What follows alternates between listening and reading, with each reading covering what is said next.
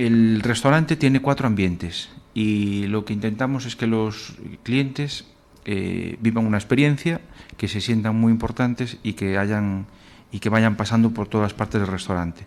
Invitamos a todo el mundo a entrar por la trastienda, por donde entran nuestros proveedores, por donde entran las personas que se encargan de cultivar nuestros huertos, de que nos traen los mejores pescados, que seleccionan. La relación que tenemos con nuestros proveedores es muy importante porque parte de nuestro éxito pasa por esto, ¿no?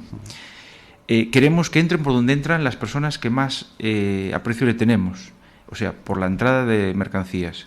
Lo que hacemos es que el primer paso sea la zona champán, le damos la bienvenida, una bebida, el primer aperitivo, y luego los vamos acompañando por el cuarto frío, que es donde se reciben las verduras, los pescados y las carnes. Tenemos una barrita y allí hay 2 islas, donde en cada isla hay un cocinero que te monta el segundo y el tercer aperitivo y te lo explica delante tuya, solo y exclusivamente para ese cliente que le toque en ese momento.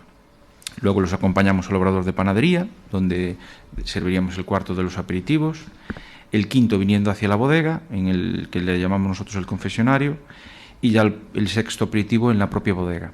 Una vez rematamos ese circuito, que son unos 20 minutos, es muy ameno y divertido, pasaríamos al salón comedor, que tú ya sabes que solo hay 7 mesas, que se busca amplitud y comodidad, y ahí ya continuaríamos con la parte seria del menú, ¿no?